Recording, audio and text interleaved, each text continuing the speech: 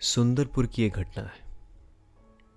सुंदरपुर एक बहुत छोटी सी जगह, पश्चिम बंगाल में ये जगह है।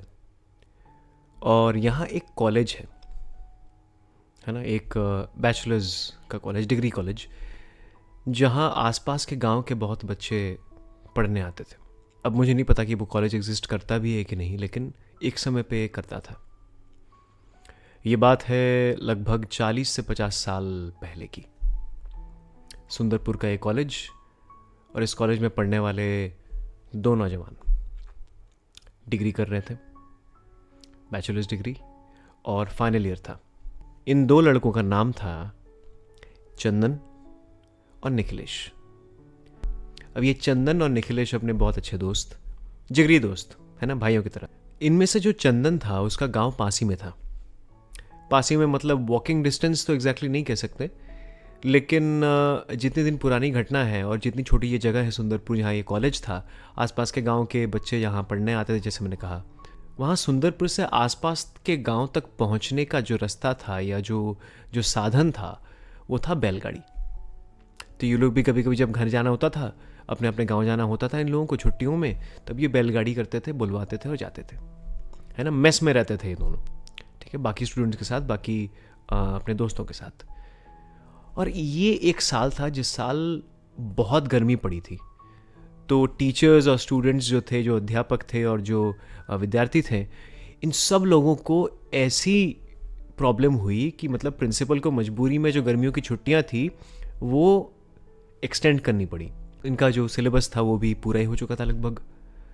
तो इसलिए प्रिंसिपल को भी ज़्यादा प्रॉब्लम नहीं लगी इस बात में, तो उन्होंने अनाउंस कर दिया कि भाई छुट्टियाँ समय से पहले शुरू हो जाएंगी, इतनी गर्मी पड़ रही है तो छात्रों को भी समय चाहिए प्रिपरेशन के लिए, और क्योंकि छुट्टियों के बाद ही एग्ज़ाम यानी कि परीक्षाएं शुरू होनी थी।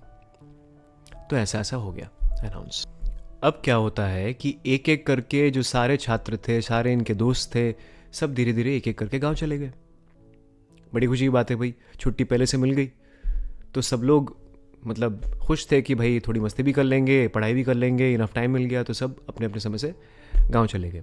लेकिन सिर्फ यही दोनों मेस में अकेले बच गए। अकेले मतलब दोनों साथ में बच गए, एक ही रूम में रहते थे, यानी कि अपने चंदन और निखिलेश, ठीक है। वो भी जाने वाले थे, लेकिन देर हो गई, अपने अपने कामों में व्यस्त हो गए, थोड़ा कंप्लीट करने में टाइम लग गया, इतना सारा काम था, तो इसलिए इन दोनों को हो गई देर। लेकिन सोच तो रहे हैं कि भाई घर तो जाना है, जितनी जल्दी संभव इनको घर जाना है। तो साथ में बैठ के एक दिन बात करते हैं कि भाई, चंदन पूछता है निखिलेश को कि भाई तू कब घर जा रहा है। तो बोल रहा है कि जितना जल्दी हो सके, मैं तो जाने का सोच रहा हूँ, कल परसों के अंदर मैं सोच रहा हूँ कि निकल जाऊँगा, सारा सामान वामान भी पैक करके रखा हुआ है, तो मैं निकल जाऊँगा मैक्सिमम कल परसों के अंदर। तो चंदन बोलता है कि यार इस बार एक काम करते हैं, ये चंदन बोलता है कि तुझे मेरी एक बात रखनी पड़ेगी। तो निखिलेश बोलता है कि हाँ, हर वक्त तेरी बात मानी है मैंने, ऐसी कौन सी बात है जो तेरी मैंने नहीं रखी आज तक, तू बोल क्या करना है। तो बोलता है कि तेरे को मेरे साथ चलना है, मेरे गांव चलना है इस बार, और मैं कोई बहाना नहीं सुनूंगा। मेरी माँ को मैंने बहुत दिन से बोल रखा हुआ है कि तेरी तारीफ मैंने बहुत की है, बहुत तेरी कहानियाँ सुनाई हैं, तो मेरी माँ को तेरे से मिलना है। तो उसको बुला, थोड़ी खातिरदारी करेंगे, तुम दोनों में मस्ती करना, उसके बाद पढ़ाइयाँ शुरू करना। तो मैंने अपनी माँ को तो वादा कर दिया है, तुझे मेरे साथ चलना पड़ेगा। तो पहले तो भाई निखिलेश थोड़ा मना करता है कि भाई बहुत पढ़ाई बाकी है, छुट्टियों के बाद ही एग्ज़ाम है, और मैंने घर वालों को भी ऐसा कुछ बोला नहीं है कि मैं तेरे साथ तेरे गांव जाऊंगा, तेरे घर जाऊंगा, वहाँ रहूंगा कुछ दिन। तो भाई चंदन उसको मना लेता है फाइनली ये बोल के कि मैं कल ही के कल तेरे घर में टेलीग्राम कर दूंगा, तब टेलीग्राम होता था, तो टेलीग्राम कर दूंगा, तू चिंता मत कर, तो आराम से चल मेरे साथ। एक सुखीराम करके एक व्यक्ति था वहाँ पे, जो मतलब चौकीदार था, है ना, तो वो बैलगाड़ी वगैरह का इंतज़ाम भी कर देता था। तो सुखीराम की बात करके चंदन बोलता है कि मैं उसको बुला लूँगा, तेरे घर वालों को मैं टेलीग्राम कर दूंगा, सुखीराम को बुलवा के मैं बैलगाड़ी का इंतज़ाम करवा दूंगा, सब कुछ सही हो जाएगा। मेरे घर चलना, कुछ दिन दो दो दोस्त मिल के मस्ती करेंगे, मज़ा करेंगे, बचपन की यादें ताज़ा करेंगे, उसके बाद तू चले जाना अपने गाँव और पढ़ाई वढ़ाई कर लेना, मैं भी पढ़ाई कर लूँगा, फिर एग्ज़ाम देंगे छुट्टियों के बाद, मस्त। तो निखिलेश फाइनली मान जाता है, तो ये तय हो जाता है, ठीक है। अब ये लोग क्या है, सुखीराम को बुलाते हैं, चंदन अपना सुखीराम को बुलाता है और पूछता है कि क्या क्या इंतज़ाम है, बैलगाड़ी का क्या इंतज़ाम हो सकता है, क्योंकि हम लोग भाई कल मैक्सिमम सुबह 7 बजे के अंदर निकल जाना चाहते हैं। तो ये अपना सुखीराम भी कहता है कि मैं भी कल ज़्यादा से ज़्यादा 10 बजे तक सब ताला वाला लगा के चाबी वाबी वार्डन को सौंप के मैं निकल जाना चाहता हूँ, क्योंकि उन्होंने बोला है कि सब चाबी वाबी लगा के सब जब निकल जाएंगे तभी तुम निकलोगे। तो मेरी जिम्मेदारी ये है कि मैं चाबी वाबी सब उनको जमा करके ताला वाला लगा के मैं अपने घर जाऊँ, मैं भी अपने गाँव जाऊँगा, यहाँ सब ताला वाला लगा के चाबी वार्डन को सौंप के मेरी जिम्मेदारी ये है कि मैं अपने गाँव जाऊँ उसके बाद, क्योंकि वार्डन ने स्ट्रिक्टली कह दिया होता है भाई कि सब स्टूडेंट्स चले जाएंगे, उसके बाद तुम ताला लगा के चाबी मेरे को हैंड ओवर करके उसके बाद अपने गांव जाओगे। और सुखीराम ये भी कहता है कि मेरी बीवी की तबीयत भी कुछ खास अच्छी है नहीं, तो मुझे जल्द से जल्द गांव भी पहुंचना है।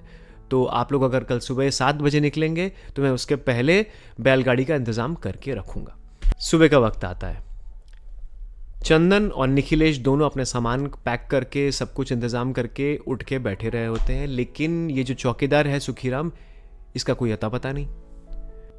7:30 बज गए होते हैं, अभी तक इसके कोई दर्शन नहीं होते।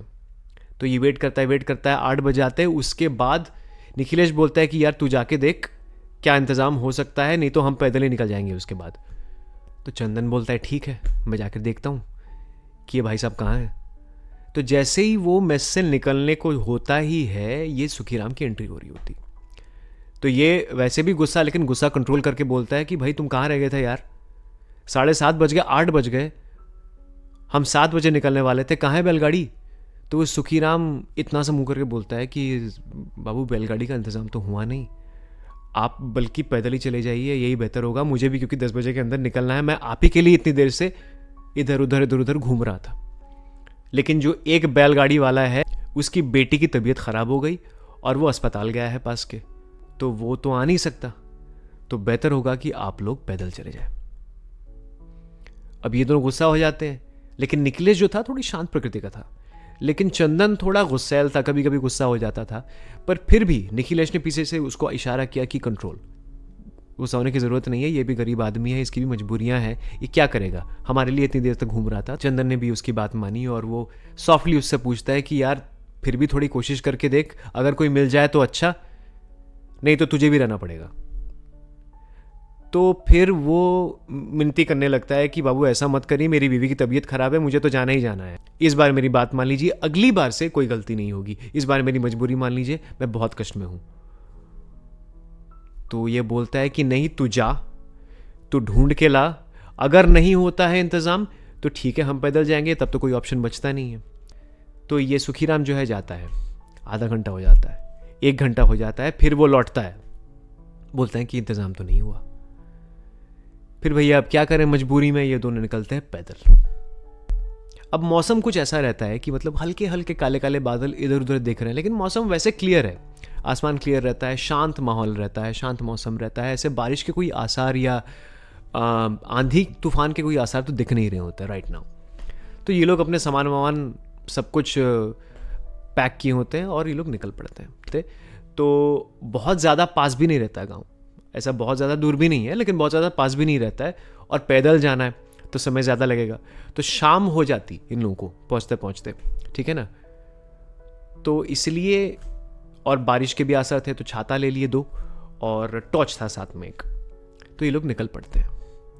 अब नज़ारे देखते देखते जा रहे हैं, अपना नदी बह रही है और धान के खेत हैं और आसमान बड़ा अच्छा लग रहा है, अच्छी अच्छी हवा बह रही, ठंडी ठंडी हवा बह रही है। तो पहले तो भाई बहुत अच्छा सफ़र कटता है, लगभग 20-30% सफ़र बहुत अच्छा कटता है। बहुत सारे टॉपिक्स पे बात करते हुए, अपने बचपन की बातें करते हुए, कभी पॉलिटिक्स पे बातें करते हुए, कभी साइंस पे बातें करते हुए, कभी आर्ट लिटरेचर पे बात करते हुए, क्योंकि कॉलेज स्टूडेंट्स थे ना, बहुत सारी चीज़ों में इंटरेस्ट रहता है, बहुत एंथुजियाज़म रहता है, तो ये सब डिफरेंट टॉपिक्स पे बात करते हुए चले जा रहे हैं। अब अचानक एक पॉइंट आता है जब इन लोगों को लगता है, और चंदन बोलता है पहले ये बात कि क्यों भाई थोड़ा रुके, क्योंकि थक गए हैं, आगे भी रास्ता थोड़ा चलना है, अभी 50% आसपास बाकी है, थोड़ा गांव के करीब तो आ गए हैं लेकिन उतने भी करीब नहीं है, तो थोड़ा रेस्ट ले लेते हैं, नहीं तो थक जाएंगे। वेदर भी कुछ अजीब सा लग रहा है कि बारिश होगी, अभी तक हुई नहीं है हालांकि, लेकिन लग रहा है, तो क्या करें, रुक जाएं। निखिलेश बोलता है हाँ ठीक है रुक जाते हैं। एक बड़ा पेड़ दिखता है उनको, उस पेड़ के नीचे सोचते हैं कि कुछ देर बैठ जाएंगे और फिर रेस्ट लेंगे, थोड़ी गपशप करेंगे, फिर उठेंगे और फिर चल देंगे गांव की ओर, चंदन के गांव की ओर। तो ये बातें ये लोग कर ही रहे होते हैं और प्रिपेयर करते ही हैं कि बाजू वाला जो बड़ा वाला पेड़ था उसके नीचे बैठने जा ही रहे होते हैं कि एक बहुत तेज से बिजली कड़कती है और ये दोनों चौंक जाते हैं। और जैसे ही ये लोग अपने आप को संभाल रहे थे कि भाई इतनी ज़ोर से आवाज़ आई, ये क्या हुआ, वो क्या हुआ, तो सेकेंड्स के अंदर उसके अंदर बारिश शुरू हो गई, अनएक्सपेक्टेड। जैसे मैंने आपको पहले भी कहा कि वेदर कंडीशंस तो ठीक ठाक ही थे, मतलब ऐसा लग नहीं रहा था कि आंधी तूफान बारिश इसके कोई आसार है, लेकिन अचानक से गर्जना हुई और बारिश शुरू हो गई। 3-4 सेकंड के अंदर बारिश शुरू हो गई और तेज़ बारिश, आंधी तूफान, मतलब लिटरली तेज़ बारिश शुरू हो गई, बहुत तेज़ बारिश शुरू हो गई। पेड़ इधर उधर हिलने लगे, है ना। और मिट्टी विट्टी, कच्चा रास्ता था, उतना पक्का रास्ता था नहीं, तो अभी कर ही क्या सकते, वेट करने के अलावा तो और कोई चारा नहीं है भाई। तो खोला इन्होंने छाता, ऑन किया टॉर्च और उस पेड़ के नीचे बैठ गए। तो बातें कर रहे, थोड़ा समय बीत जाता है। उसके बाद क्या होता है, बारिश भी थोड़ी सी कम होती है और थोड़ी धीमी हो जाती है, मतलब है ना, उतनी तेज़ हवाएं नहीं चल रही होती हैं, हवा चल रही है लेकिन उतनी तेज़ नहीं चल रही है और बारिश कम हो गई है। पहले से ऐसा आंधी तूफान जैसा नहीं है, लेकिन ठीक ठाक हवा चल रही है ना। ऐसा आपको ठंड लगेगी इतनी हवा चल रही है और बारिश थोड़ी कम हो गई है। लेकिन तो इन लोगों को लगता है कि ये समय है, हम उठते हैं और चल पड़ते हैं। तो ये लोग चल पड़े, हाथ में टॉर्च, और तब तक इतनी देर हो चुकी थी, धीरे धीरे अब अंधेरा हो रहा था, तो हाथ में टॉर्च जला लिया चंदन ने और निखिलेश उसके साथ साथ चल पड़ा, हाथ में छाता, टॉर्च लेकर। तो ऐसे बातें करते करते जा रहे हैं, नज़ारे देख रहे हैं उसी में, लेकिन अंधेरा होता जा रहा है धीरे धीरे, है ना। अभी थोड़ा सा मतलब मन में डर लग रहा है। डर हालांकि ऐसा कुछ नहीं है, ऐसा कुछ पैरानॉर्मल अभी तक हुआ नहीं है, बट लगता है ना अभी ऐसे ऐसे निर्जन रास्तों पे ऐसे डर लगता है। तो ऐसा लग रहा है और ठंडी ठंडी हवाएं चल रही है और हाफ स्लीव पहना हुआ है तो ठंड लग रही है ना। अनएक्सपेक्टेड बारिश हुई। तो कुछ देर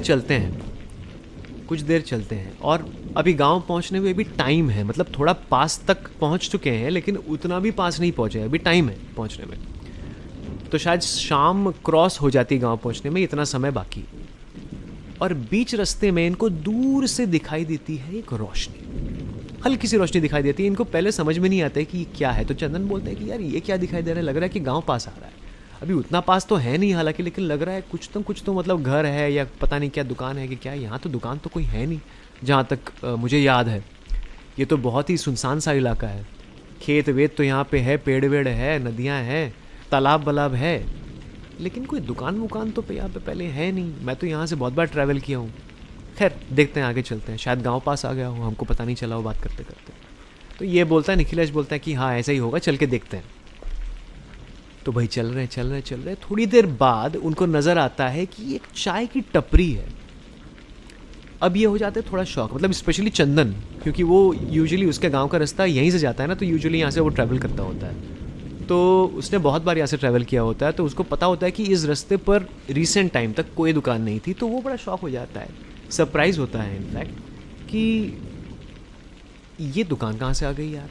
और वो निखिलेश को बोलता है कि भाई यार यहाँ तो कोई दुकान नहीं थी, यहाँ से तो मैं बहुत बार जाता हूँ, मैं हाल ही में गया हूँ यहाँ से, यहाँ तो कोई दुकान नहीं थी। इतनी मतलब अच्छी खासी चाय की टपरी और लाइट जल रही है और यहाँ से दिख रहा है मुझे चाय बना रहा है कोई आदमी वहाँ खड़े होके। तो कुछ समझ नहीं आ रहा है, उसको थोड़ा डाउट होता है पहले, है ना। लेकिन निखिलेश बोलता है कि भाई, और निखिलेश था थोड़ा निडर सा, है ना, ये थोड़ा सा निडर रहता है। तो वो बोलता है कि अरे ऐसा क्या है, बन ही सकता है, ऐसा निर्जन इलाका है, शायद किसी ने सोचा होगा चाय की टपरी लगाते तो लगा दिया, और लोग तो चाय के शौकीन होते ही हैं तो आके पी रहे हैं शायद, इसमें क्या बड़ी बात हो गई, चलते हैं हम भी थोड़ा चाय पी लेंगे इस बारिश में, और इसी ठंडी ठंडी हवाएं चल रही है, ऐसी बारिश में थोड़ा चाय पी लेंगे, अच्छा लगेगा, थोड़ा बिस्किट विस्किट खाएंगे और फिर चल पड़ेंगे गाँव की तरफ, क्या है चलते हैं। तो चंदन थोड़ा डाउट होने के बावजूद उसने बोला कि हाँ ठीक है चलते हैं, देखते हैं, बैठ जाते हैं। तो आ गई टपरी फाइनली, और वहाँ पे देखा कि प्रॉपर मतलब एक चाय की टपरी लगी हुई है, बिस्किट विस्किट सब कुछ रखा हुआ है, चाय बन रही है। एक सुकड़ा सा, एक दुबला सा बंदा काउंटर के पीछे खड़ा है, जो काउंटर होता है जहाँ पे लगी होती है सब कुछ चीज़ें, और वहाँ खड़ा है, वहाँ चाय बना रहा है। और दो लोग बैठे भी हैं सामने बेंच पे, इधर एक मतलब ऐसे इस तरफ एक बेंच लगा हुआ है, इस तरफ एक बैठने की जगह लगी हुई है, तो इस तरफ जो है वो 2 बंदे बैठे हुए हैं, ठीक है। तो यहाँ पे आके ये लोग दूसरी तरफ बैठते हैं। बट चंदन को थोड़ा डाउट था कि भाई ये दुकान कहाँ से आ गई। उसके मन में पता नहीं क्यों थोड़ा मतलब अनकम्फर्टेबिलिटी सी उसको महसूस हो रही थी, पता नहीं क्यों, लेकिन महसूस हो रही थी। उसको ये नहीं समझ आ रहा था कि क्यों ऐसा लग रहा है, लेकिन लग तो रहा है। तो उसने डाउट में आके सामने वाले से पूछा, जो सामने एक बंदा बैठा हुआ था। पहले तो भाई दुकान वाले ने पूछा, टपरी वाले ने, और बड़ी अजीब आवाज़ में पूछा। मतलब सॉफ्टली बात कर रहा था, लेकिन कुछ तो अजीब था उसके टोन में जो थोड़ा डाउटफुल लगा, थोड़ा सस्पिशियस लगा, थोड़ा मतलब अजीब सा लगा उसके टोन में। लेकिन ऐसा समझ नहीं आया कि वो ऐसा क्यों बात कर रहा है। कुछ डाउटफुल था नहीं, लेकिन फिर भी डाउटफुल लग रहा है, ऐसा लगता है ना कभी कभी। तो ऐसा लगा उसके बोलने से। तो उसने पूछा कि चाय पियेंगे। बोला कि बैठिए साहब, गरम गरम चाय बना के देता हूँ आपके लिए, पीजिए, कसम से कह रहा हूँ तरोताज़ा हो जाएंगे। चंदन को थोड़ा अजीब लगता है, तो बोलता है कि ठीक है बना के दीजिए। और फिर वो सामने वाले से पूछता है, जो बैठा रहता है वहाँ पे, वो पूछता है कि आप यहाँ आसपास कहीं गांव से हैं क्या। सामने वाला भी जो बंदा बैठा रहता है वो भी बड़े अजीब टोन में बोलता है कि नहीं नहीं, आसपास के कोई गांव से तो हम हैं नहीं, लेकिन ये नरेश के चाय की बात ही कुछ और है। हम यहाँ थोड़ी दूर के गांव में रहते हैं, लेकिन हर रोज़ हमारी आदत है कि हम इस टपरी में आते हैं और नरेश के हाथ की चाय पीते हैं। असल में क्या है ना, नरेश के हाथ की चाय की बात ही कुछ और है। दूर दूर से यहाँ लोग आते हैं, गप्पे मारते हैं, चाय पीते हैं, बिस्किट खाते हैं, दुनिया भर की बातें करते हैं, और कोई एक बार जो यहाँ चाय पीने आ जाए वापस यहाँ से जाता नहीं है। तो चंदन ने कहा कि हाँ ये बात तो है, लेकिन इस इलाके से तो मैं बहुत बार आता जाता हूँ, मैंने तो कभी नहीं देखी ये दुकान। तो दुकान वाला बोलता है कि ये कैसे नहीं देखा आपने, मैं तो बहुत सालों से यहाँ हूँ, मैं तो इतने सालों से इतने लोगों को चाय पिलाता हूँ, इतने लोग मेरे यहाँ आते हैं, मेरे इतने कस्टमर्स हैं, आपको विश्वास नहीं हो रहा है ना।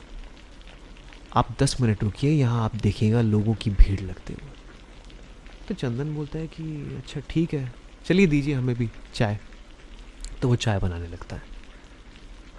तो ये सामने वाला बंदा जो होता है, ये अचानक बोलता है, ये असल में क्या है ना, बारिश हो चाहे गर्मी हो चाहे जाड़ा हो, कुछ भी हो, नरेश की चाय की बात ही ऐसी निराली है ना कि दूर दूर से लोग खींचे हुए चले आते हैं। अब देखिए ना, जैसे हम खींचे चले हैं, बारिश हो रही है लेकिन हम यहाँ बैठे हैं सिर्फ और सिर्फ नरेश की दुकान की चाय पीने के लिए। अब कुछ साल पहले क्या हुआ कि हमारे गांव में जहाँ से हम आते हैं वहाँ बहुत भयंकर एक महामारी फैली, जिसमें गांव के बहुत लोग मर गए। उन लोगों में से हम भी तो मर गए, लेकिन फिर भी देखिए मज़ा, मरने के बाद भी चाय का मोह नहीं छोड़ पाए। और वो नरेश की चाय की दुकान की मोह ही हमें यहाँ तक खींच लाती है। ये सुन के चंदन थोड़ा सा हक्का बक्का रह जाता है, लेकिन निखिलेश, जैसा मैंने कहा था, थोड़ा निडर टाइप का रहता है। तो निखिलेश बोलता है हंस के कि भाई अच्छी कहानी गढ़ी है आपने, लेकिन क्या है ना, मैं डरता नहीं। तो सामने वाला बोलता है कि आपको शायद मेरी बात सच नहीं लग रही है। तो निखिलेश बोलता है कि हाँ ज़रूर, सच कैसे लगेगी। तो ये आदमी फिर से बोलता है, क्या आपको भले ही मेरी बात मजाक लग रही हो, लेकिन मजाक है नहीं बाबू। इतने सालों से मरने के बाद भी ये चाय पीने इस टपरी पे हम आते हैं, और चाय बनाने नरेश भी आता है। सुनिए, वो सुनाई दे रहा है, सुनिए, लोगों के पैरों की गड़गड़ाहट सुनिए। 10 मिनट के अंदर ही 20-25 लोग हाजिर हो जाएंगे यहाँ, सिर्फ और सिर्फ चाय पीने के लिए। असल में क्या है ना, आप लोगों को समझ में नहीं आती है बात। भाई जवान खून है, पढ़े लिखे लोग हो, तुम लोगों को ये बात तो झूठी लगेगी ना, तो निखिलेश फिर से हंस के बोलता है कि अरे यार क्या बकवास कर रहे हो यार, चाय पियो, हमें भी पीने दो यार। तो ये बोलता है कि नहीं नहीं, आपको भले ही झूठ लगे लेकिन बात तो 100% सच है।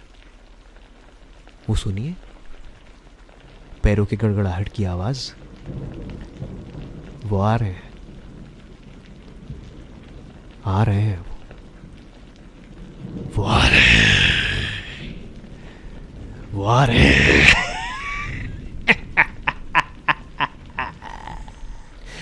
वो आ रहे हैं। अब जैसे ही उस बंदे की आवाज़ ऐसे चेंज होती है, चंदन और निखिलेश के परखच्चे उड़ जाते हैं दिमाग के। उनको समझ नहीं आता है कि ये हो क्या रहा है। वो इधर उधर देखने लगते हैं कि भाई कौन आ रहा है, और उसके बाद नज़र हटा के वापस टपरी की ओर नज़र उनकी पड़ती है तो क्या देखते हैं कि टपरी तो सुनसान पड़ी हुई है, जर्जर हालत में पड़ी हुई है। न कोई केटली है, न उसमें चाय बन रही है, न कोई वहाँ ग्राहक बैठा हुआ है। बस कौन है वहाँ बैठे हैं? तो बैठे हैं 3 कंकाल जो सीधा चंदन और निखिलेश की तरफ जैसे घूर रहे हैं, और उनकी आंखों में जैसे ज्वाला सी चल रही है। क्योंकि हम शहरी लोग इन बातों पे झट से यकीन करते नहीं हैं, लेकिन मानने की बात अलग है। लेकिन ये बात हुई है, 50 साल पुरानी बात है। आज लोगों को यकीन नहीं होगा, लेकिन चंदन और निखिलेश को तब जो एक्सपीरियंस हुआ था वो आज तक वो भूल नहीं पाए। अब ये लोग क्या करते हैं उस मोमेंट पे? ये लोग देखते हैं चंदन निखिलेश को हाथ से इशारा करता है और बोलता है कि भाग यहाँ से, और वो दोनों उठते हैं और सीधा भागते हैं। एंड लकीली वो गांव की तरफ भागते हैं, भागते जाते हैं और पीछे से उनको आवाज़ सुनाई देती है, चाय नहीं पिएंगे बाबू, चाय पी के जाइए, आपके लिए स्पेशल चाय बनाई है बाबू।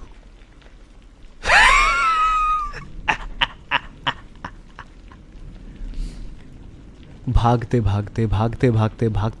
एक प्रांगण में आते हैं जहाँ पे उनको एक बहुत बड़ा बरगद का पेड़ दिखता है। उसके नीचे एक चबूतरे जैसा बड़ा होता है, जहाँ पे जैसे नहीं गांव के बड़े बूढ़े बैठते हैं और गप्पे लड़ाते हैं, वैसी जगह पे आके हाँफते रुकते हैं। और फिर उनको रियलाइज़ होता है कि गांव की सीमा के अंदर वो आ गए हैं, जो कि चंदन का गांव होता है। और चंदन और निखिलेश चंदन के घर की ओर बढ़ते हैं। और चंदन के जो बेटे हैं उन्होंने मुझे ये बात बताई है ईमेल पे, और ये बात मैं आज आप सबके साथ शेयर कर रहा हूँ। अब ये चीज़ें क्या होती हैं, ये चीज़ें सच होती हैं नहीं होती हैं, ये बहुत लोग इन चीज़ों पे टिप्पणी करते हैं, बहुत लोग स्पेकुलेट करते हैं, बहुत स्केप्टिक्स जिन्हें कहते हैं वो लोग सोचते हैं कि भाई ऐसी कोई चीज़ नहीं होती। लेकिन जिनके साथ ये एक्सपीरियंसेस होते हैं बस उन्हीं को पता होता है भाई। ऐसी एक्सपीरियंसेस अगर आपके पास भी हैं तो आप लिख के भेज सकते हैं मुझे। मेरे भी एक्सपीरियंसेस मैं आगे भी वीडियोस में शेयर करता रहूँगा, और भी कोई इंटरेस्टिंग और भूतिया या फिर अलौकिक एक्सपीरियंसेस मुझे सुनने को मिलेंगी तो मैं ज़रूर आपके साथ शेयर करूँगा। आज के लिए इतना ही। होपफुली आपको ये कहानी अच्छी लगी होगी। और भी सच्ची घटनाएं लेकर मैं आपके सामने हाजिर होऊंगा अगले वीडियो में। नमस्कार।